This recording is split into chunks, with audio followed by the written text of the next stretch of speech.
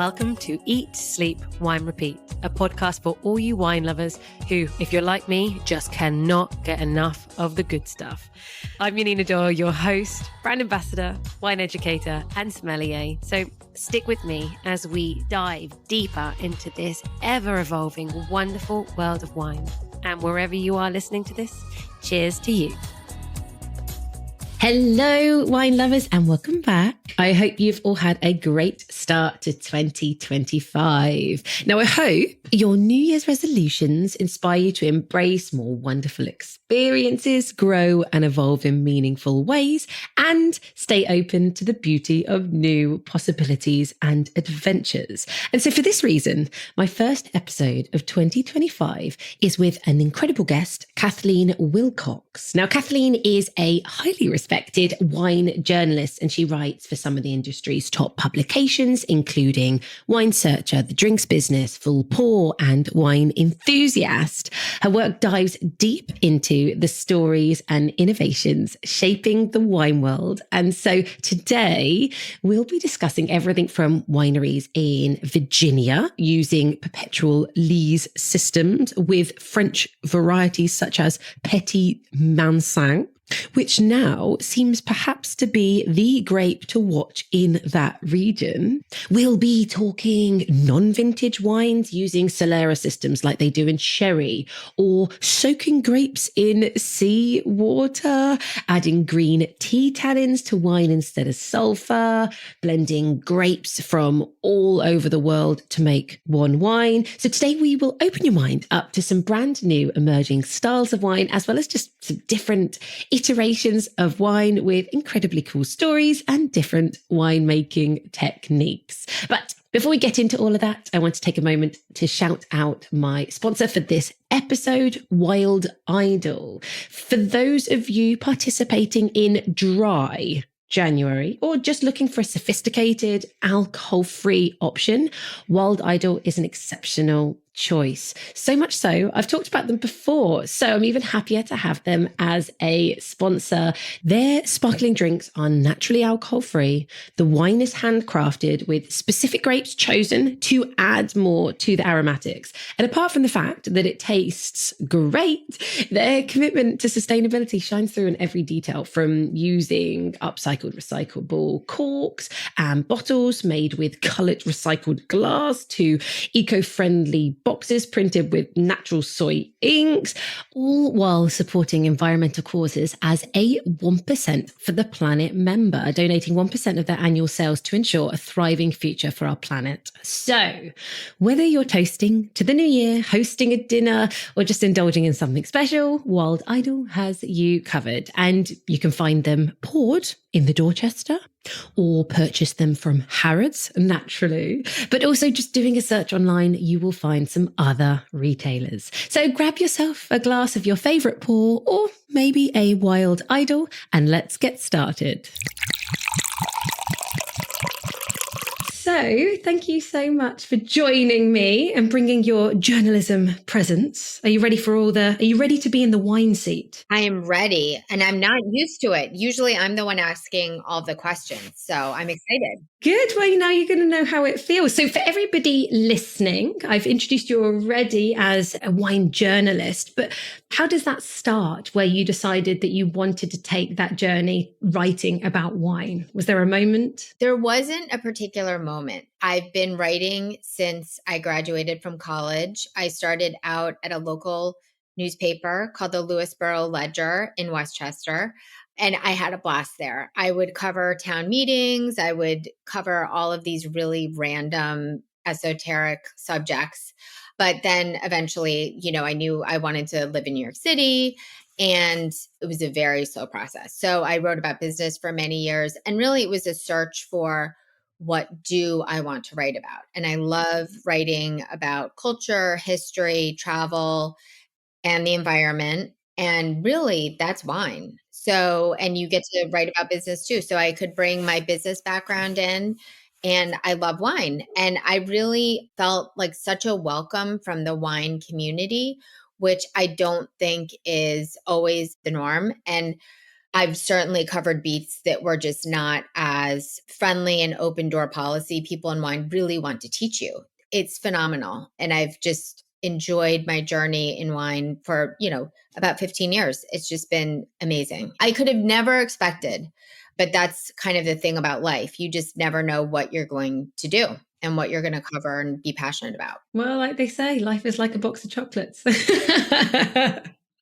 So actually, a lot of your articles, the ones that have really drawn me and which we're going to kind of cover today, cover a lot of this. It's culture, where is wine going, who's behind it, the changes. And so actually, in this episode, we will cover, for anybody who wants to go and read, it's Wine Drinkers Thirsty for Change. And this is on Wine Searcher.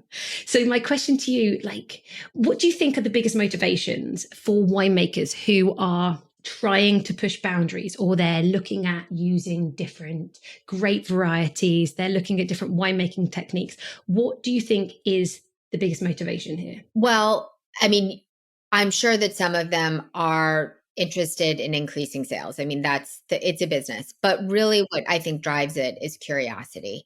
These winemakers they have incredible imaginations. They have incredible backgrounds in science. So I think that there's a lot of misconceptions about winemaking, and I certainly had them myself, where I felt like it was very artistic and kind of romantic, but really it's a lot of science. So these winemakers I found were really interested in playing with the idea of wine itself. Like, does it come from just one place? Does it have to come from more traditional grapes? Does it always have to be fermented in this one way? Because isn't it more interesting if we do other things? Or if, for example, we work with yeast in a different way. So that was where green tea tannins came in with Loveblock and terroir. That's kind of the driving force behind wine as we know it. But what if grapes are sourced from different regions like they do at Pangea? So I think that a lot of these winemakers are just rethinking and breaking down what wine is and redefining it for themselves. And I love this. And this is why we have to touch on it now, because for people listening, I had never heard until I read your article about Loveblock using green tea tannins so that they can use less sulphur, which I think is fascinating. So did you discover Loveblock, the winery? So for anyone listening, they're based in Marlborough in New Zealand. Did you discover them based on this exploration of what winemakers are doing differently, or did you already know about them anyway? I mean, I knew about Loveblock and I love their wines, but I did not know about this practice. And this is how a lot of my articles start. So I was on the road in Australia and I was speaking to the team behind the Las Vino, the Vermentino that's made with fermented seawater. Yeah, here we go. Another one. Yeah. I thought, what is this? And I couldn't believe how good it was. And the winemaker and I were speaking just about the process. And it really tasted, I mean, this is not a good description, but it tasted like pickled wine. So there's an extra tang. That's why I'm saying it's not a good description, because it doesn't sound delicious, but it's amazing. And it's so salty and it just, it gets your attention. It wakes up your palate but it's wine. So that kind of got my wheels turning. And I knew about some of the other projects. And then what I typically do is just speak to other people in the industry. And then they'll say, oh, have you heard about this project? Because people in the industry they're pretty chatty. And it's a community. And interestingly, they want to help each other for the most part. I mean, there's of course a lot of competition, but people do pass on information about other winemakers doing interesting things, which is lovely. Well, see now, so we're going to jump about. Everyone listening, just get a pen and paper. So let's pause on Loveblock for a second and let's come back to this winery that is doing the soaked grapes. It's soaked in seawater. And apparently the winemaker found out it's an ancient technique used in Italy for centuries ago. And it was a very small part of Italy by the sea. I'm not even sure which region it was, to be totally honest. So, but he heard about it. And so he decided to try it. And he did a very scientific analysis. He compared blocks that were fermented normally with grapes that were soaked in seawater, saw how much salt it added, which it wasn't actually as much as you would think, and then blended those wines later. So I think the end product, it was something like 30% was made with the grapes that were washed in seawater. But salt and seawater in general are, they inhibit bacterial growth. I mean, that's, put salt on a wound is like the old wives' tale to, I mean, it's very painful, but you won't get sick. Yeah. It's absolutely fascinating. And so interestingly, you said about how a lot of these winemakers, they know their science. And so I was looking into this Vermentino, and it's LAS Vino is the name of the winery, which stands for luck, art, and science, which I think is fantastic. Yes. And the team there is young, they're imaginative. And when we were having this conversation, we happened to be outside at this house that he has kind of in the wild having a barbecue, and that's the other thing about wine and the wine business is that a lot of the knowledge sharing and exchange happens in these really strange ways and strange places. And that's also, of course, part of the magic of it. It is. I love that you've used the word magic. And actually, this winery, another one I've not heard of that now I want to explore, and they're very minimal intervention, aren't they, into their biodynamics and sustainability, which is going to hopefully raise interest with the Gen Z, millennials, the younger drinkers who are asking more questions about where it's come from and how people are treated, the things are treated. So this is something you touched on in your article. Do you think, again, with this innovation and the winemakers adapting techniques, that it is this kind of focus to try and get the younger generations back into wine for the first time ever? They're drinking less? I think so. I think that if you look at, the studies, younger generations, Gen Z, millennials, really care about the environment. They are interested in supporting brands and spending money on brands and they're willing to spend money on brands that offer elevated experiences, but also treat the environment correctly. And, biodynamic farming, organic farming, lighter packaging, I think all of that plays into it. But they also want to understand the story behind the brand. They may have grown up with their parents drinking classic wines that were maybe more mass produced. So that isn't going to necessarily appeal to them as much as these smaller brands with really cool stories. I mean,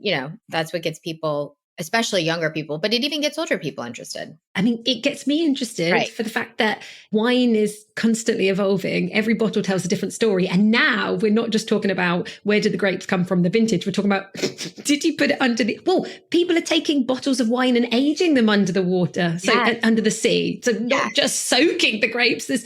Right? Where do you age your wine when it's finished? I mean, it just continues. So coming back now to Loveblock, the Sauvignon Blanc, do you learn anything from talking to them? I've understood that it has that natural antioxidant, and that has allowed them to replace the sulphur. Did they explain any other details or reasons how they discovered it or why they even wanted to do it in the first place? I believe that, if I recall correctly, she was reading a wine catalog and saw it as an option, just as an additive, because there are hundreds, well, not hundreds. I think there's something like 160 plus additives that you can add to wine for different purposes. And a lot of it's really sketchy, mega purple, big purple, whatever, it's not anything that you'd want to put in your body. But I think that there are some, like green tea, that you can add that they might preserve the wine in a certain way, but it's completely organic. Obviously, it's natural. It's not a chemical. And so I think that she just thought that this is an opportunity to experiment, because people, and often, honestly, people who are not actually needing to not have any sulfites are avoiding them in wine, even though they might have like dried apricots or deli meat, which actually have more than wine and not have any adverse effects. But you kind of also have to acknowledge that that is a reality in the market. People are interested in it, even if you think the reasoning is not sound. So why not, create something that will appeal to them? I think it makes sense. 100%. And actually, that appeals to me. Like, we know, you and I know that sulfur does get a bad rap way more than it deserves. Right. But having sulfur in huge amounts obviously is a bad thing, hence why it is controlled in wine. If we can have no sulfur, why not? So, I mean, why is this not taking off? This is the first time I've ever heard of it. This cannot be a additive that many wineries are looking at. I mean, did they give you any suggestion that other wineries are interested in playing around with this? Not yet, but I think Loveblock is so innovative. And I think that other winemakers look to them and look up to them. And I know that they have done some classes both for trade and just interested consumers on the process. So I think that there's definitely an opportunity here. And I think that they know that. But then, quite clearly, it seems there's quite a bit going on in Australia and New Zealand, because you also wrote about another Australian winery that I guess vermouth inspired are adding botanicals. I'm not sure if I would like this wine. Have you tasted? I did. Okay. And I really enjoyed it, but it's not a typical wine, but I really did enjoy it. And it's not vermouth. It's not like a liqueur. It tasted like wine, but there were extra notes. And that was from the botanicals. I mean, sometimes I'll taste wildflower or honeysuckle or lavender in wine, but it was more pronounced. But it wasn't off-putting, and it didn't feel, sometimes you'll have a cocktail or a liqueur where it just feels really overblown and overdone, but this was very subtle. Okay, so this is horchata barrels, isn't it? Mm-hmm. Okay.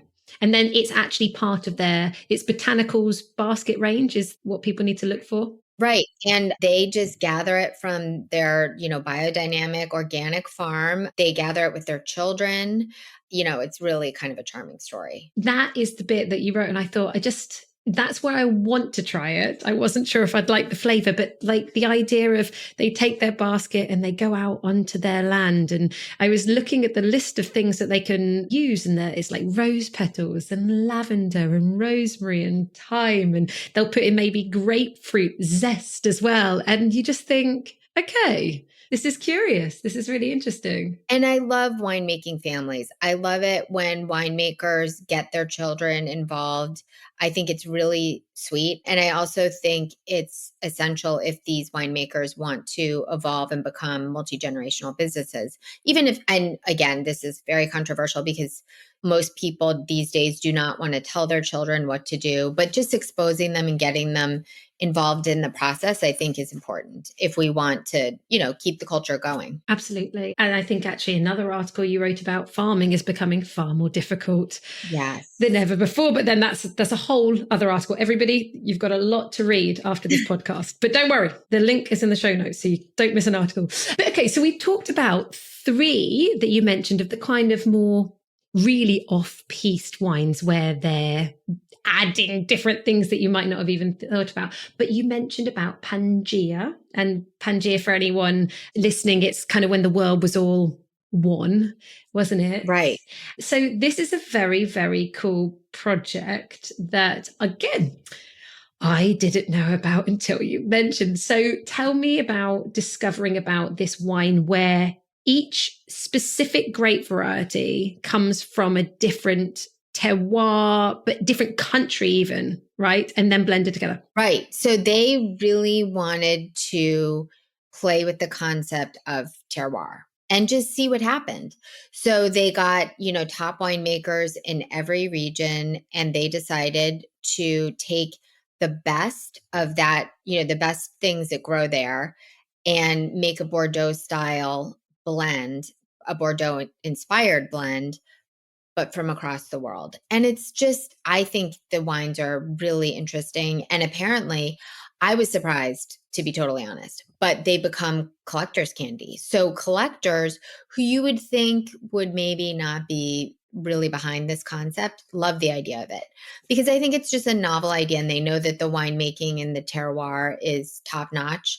So I think that they're just curious. And we've got Michel Roland, who is involved in this project. For anybody who doesn't know, he is a consultant, anything kind of Bordeaux related, even all around the world. He's got his fingers in those pies. So, I mean. Right. So it's like the Pope kind of blessing it. So it's like. That's a good way. It's okay. Yeah. But it was really curious. I was looking, I've written this down because I wanted to see where all the components were coming from. And it kind of makes you go, oh, okay, so this is what they consider where potentially, I think the ripest grapes. So the other winemaker is Travis Braithwaite. Right. Yeah. And he said he wanted like the very best examples, the ripest. So Cabernet Sauvignon, no surprise, comes from Napa. The Merlot is coming from the Bordeaux region, right bank. Right. Yeah, makes sense. Malbec from Uco Valley, obviously beautiful, high altitude. Malbec makes sense. Cabernet Franc from Stellenbosch, fine. Okay. Yeah. Yeah. And I like that they're doing it every corner of the earth too. Absolutely. And then I love this. This one I'm like, okay. Petit Verdot from Castilla-La Mancha, but we should go really like a premium, but from one of the Vino de Pagos. So for anybody who wants to look up these Vino de Pagos, which are basically almost like a single site, top highest quality area in Spain. I think there's only 20, 30 of them in the whole of Spain. This one's Dehesa del Carrizal, if anyone wants to go and look up. But a Petit Verdot from basically central Spain. It's cool, interesting. It is. Cool. And some of the choices are maybe, I mean, some of them are obvious, but then some of them are a little bit more surprising, which is, I think, part of the intrigue. And I think you're right that having Michel Roland behind it really is just kind of, I mean, no one's going to. It helps. Yeah, it helps. Exactly. But no, I mean, so again, I was doing my research on the internet and people were saying, oh, actually, it was kind of laughed at the beginning. Everyone's like, what are you doing? Right. Of course, it's become a collectible now. However, at $500-ish, this is not really, this is why it's collectible. Right. It's not something your average millennial can buy. But the other thing about millennials is they spend more than boomers. I mean, the stereotype is that boomers are the ones who have been keeping the wine business afloat. And that is true to a certain degree. But I think that we have a lot of hope with millennials because they will pay if it's a high quality product. Well, and then actually, this is the kind of wine that probably does help because it's not a claret. It's not Burgundy. It's something. And I think the younger generation, I can certainly say my palate started with Napa Cab Savs. So I've got at that sweeter, juicier, riper, more alcoholic based palate. Everyone's like, oh, I can taste feel the alcohol. And I'm like, can you? 15%? No, I'm fine. Right. Yeah, no, I was actually in Napa recently and I was tasting a lot of these high alcohol wines that were just so balanced. And I was a little surprised at how balanced they were. I think if the farming and the wine production is done with a lot of care, that you can have really high octane, and which is good because with climate change, I mean, that's where we're headed.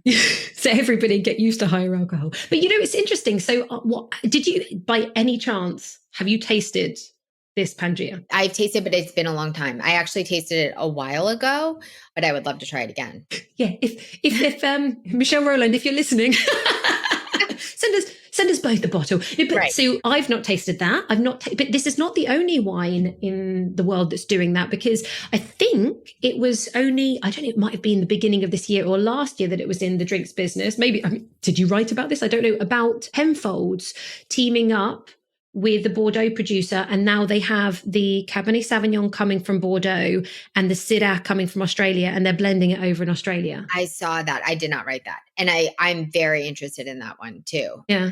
Penfolds, if you're listening. Yeah, exactly. We'll take them. Yeah.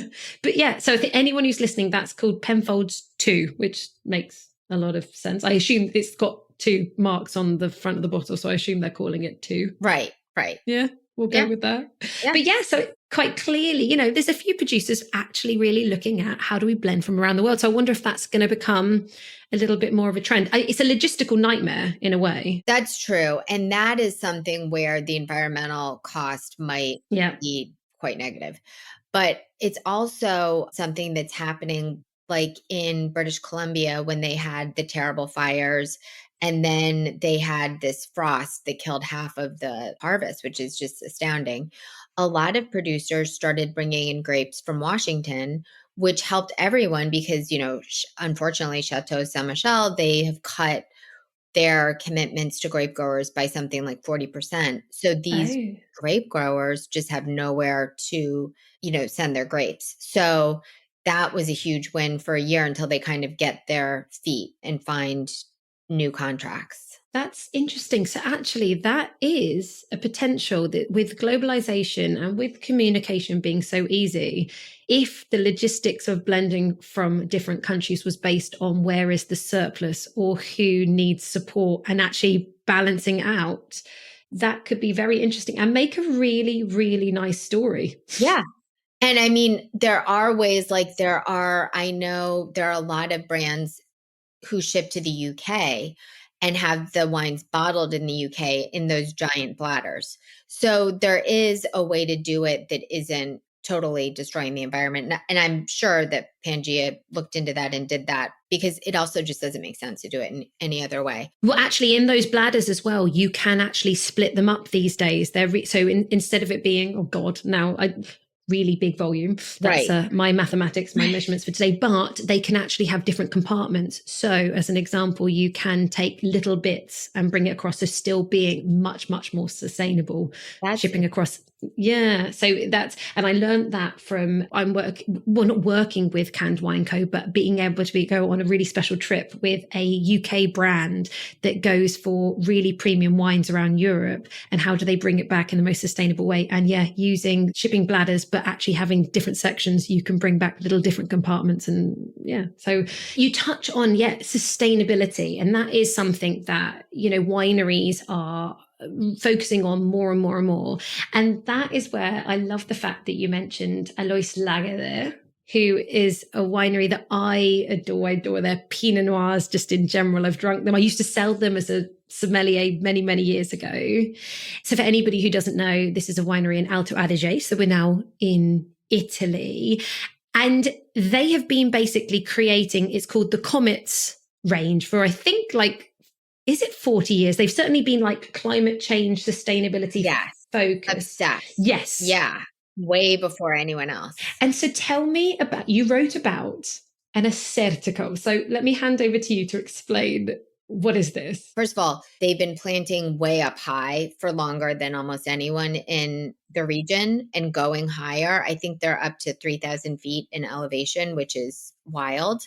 And they also plant non-traditional grapes like Roussanne, Marsanne, Viognier, and Acertico.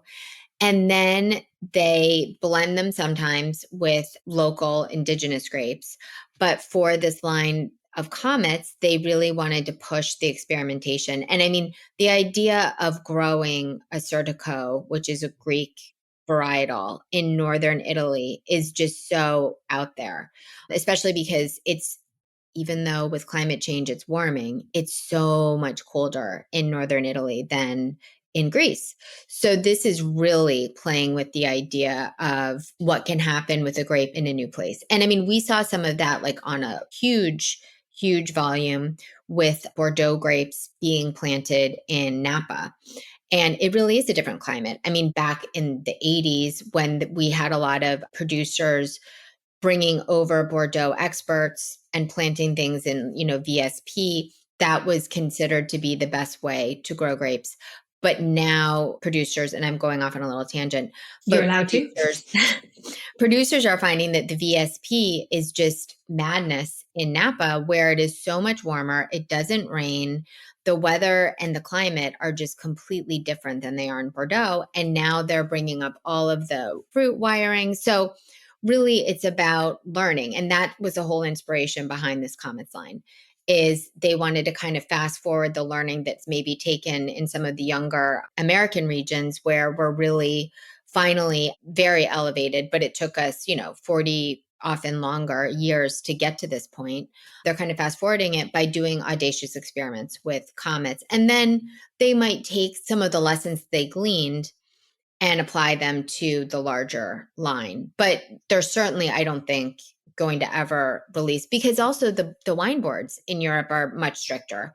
So there's no way they could label it anything. And if it's an Assertico, like 100% Assertico, it just would be table wine. But it is, for anybody who is interested in this, not only it's called the Comets range. And I adore the fact that because they say like every comet is different, each label is personally like smeared like a comet using their finger. So every single bottle is individual. Absolutely. I mean, I feel like the idea of that label, that creativity is also what's inside the bottle, this experimentation. So do you feel like something like this, if consumers can get hold of this, that this is going to help more people get engaged and create, you know, a wider audience in wine, knowing that these sort of things are happening? I think so. I think that there will always be an audience for mass produced wine and lower price wine. But I think that as we as an industry kind of find the new normal, it's really going to be about specialty brands and luxury experiences that are accessible, and finding ways to kind of tell a brand story and show their values through a wine. Totally. And actually, one thing I just realized we didn't mention was the Assertico. They do normal vintage wines, but the one that you mentioned was a blend of two different vintages, a cooler year and a warmer year. And now that's part of their experimentation as well, right? Exactly. Because that's the thing besides terroir that I think is so defining wine. It's vintage. You know, was it a good year? Was it a bad year? And then blending. And so they take opposite years. They'll take a really cold year and a really hot year, and they'll blend it together and find balance. And to me, and that's kind of the classic Bordeaux blend too. It's like, okay, so we're going to do 80% Cabernet this year and 10% Merlot because the weather is this way. And so they can do that with vintages and say, let's offset kind of the heat here and let's offset some of the cool here by blending it together. Well, so for everyone, that's Alois Lagerder. Look at that. There's really cool. There's great varieties I can't even pronounce that go into some of their ranges. Hang on, I wrote one down. Frauenlehr is an indigenous grape. Versoaln. Anyway, everyone go online. But talking of blending vintages, I want to bring it closer home to you now and go to Virginia. This is a wine region that I'm ashamed to say I'm not very knowledgeable about, and I haven't tasted any Virginian wines. I don't think too much comes to the UK yet. But you started talking about early mountain vineyards. Yes. And so they have a perpetual lease system with Petit Manseng. So tell me more about this for a second. Well, that has become kind of a trademark grape in Virginia, believe it or not. It just really works well with the terroir. And in some ways, Virginia's terroir is a lot more like Bordeaux's, certainly the Napa's. So it's rainy there. It can be cold at, unexpected times, but it's really an up and coming region, and it's a region to watch. And there are dozens at this point of winemakers from outside of Virginia. And really it's been in the last few years where people have kind of moved in. Chateau Monrose from Bordeaux purchased RDV recently. And there are Italian winemakers, South African winemakers, and they've all gone in and either become the winemaker or they've invested in the property, which is really cool. Interesting. And I did read, funny enough, that Petit Manseng, for everyone, it's a white grape variety, which typically, if you were getting it from the southwest of France, would be a sweet wine. But you guys are, I say you guys because you're over there, you're in New York. So you're like 5 hours like north-ish from Virginia. Yes. It's a car ride. It's nothing for Americans. Yes. No, it's true. And that's how I got there. When I went there years ago, I have to go back. Well, actually, okay. Do you know what? Let's pause for a second for everyone, because I have about an equal amount of English listeners as American. And I think many of us over here by my pond might not be quite as aware where Virginia is. So it's literally Washington, D.C. is effectively just right on top of Virginia, isn't it? Exactly. Okay. And we're talking East Coast of America, just to kind of get people's idea of where we are.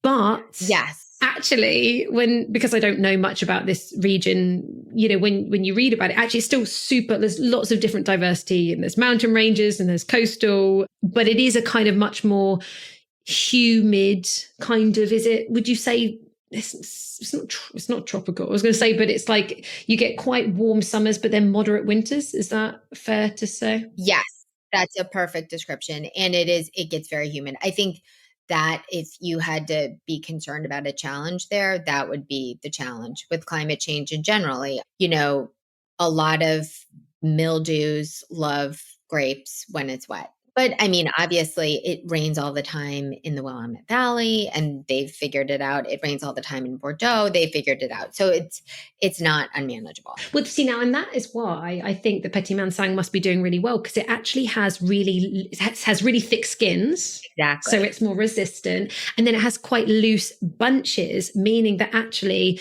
things like botrytis. So typically when everyone thinks about the sweet wines of the southwest of France, like Jurançon is like one of the famous regions where you get really lovely sweet wine, but it's not with noble rot. It doesn't suffer from botrytis.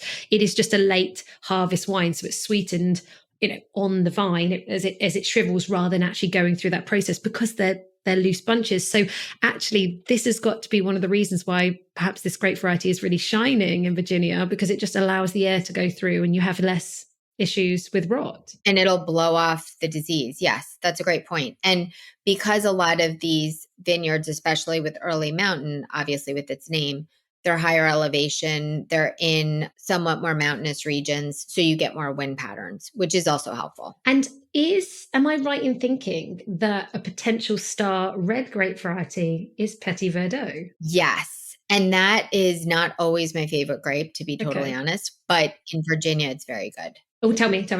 Well, it just tastes somehow more finished and more complex in Virginia than, sometimes it can be almost like grape juicy. I suppose it has that ability to be really big, really kind of perfumed and exotic and powerful. But I suppose when tamed, I've drunk some really very pretty but strong example. So you still have to like the bigger, bolder style. But I think as well that has thick grapes and looser bunches. So quite clearly there is a thing here going on with how perhaps Virginia has found its two grape varieties, although they're still not the major plantings. We Chardonnay, Cabernet Sauvignon, Viognier. Right.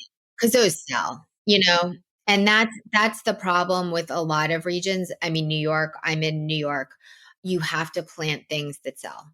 And Petit Verdot at this point, and Petit Manseng, people just aren't necessarily running out and asking for those. Okay, well, let's get everybody going out and asking for them. Let's get back to early mountain vineyards. So it's not quite a solera system, because I believe it's more they're just adding lots of different vintages into probably one barrel or one tank, rather than different layers, different tiers. Is that what they explain they're doing? Yes, and it is a blend. But I think that the solera theme has come through in some other research that I've done recently. I think it's so interesting because I think that it helps establish kind of a house style and almost like the terroir of the winery itself, instead of just the vintage or the land.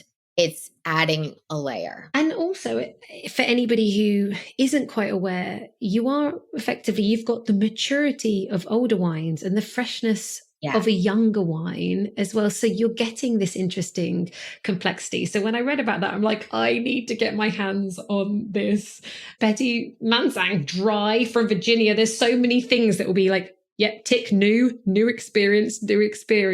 And it's not crazy priced. I think when I looked it up, I want to say $25 to $30 is in my mind, something like this. That sounds correct. And that's the great thing about some of the wineries in Virginia that you don't always find in emerging regions, because it can be so expensive to buy the real estate, to establish the farming, to buy the equipment, that they have to kind of pass that on to consumers. But somehow in Virginia, they've made it more affordable. So what is because I know you also wrote about the actual Solera system Pinot Noir of Lichin Estate, which is over in Anderson Valley, other side Yes.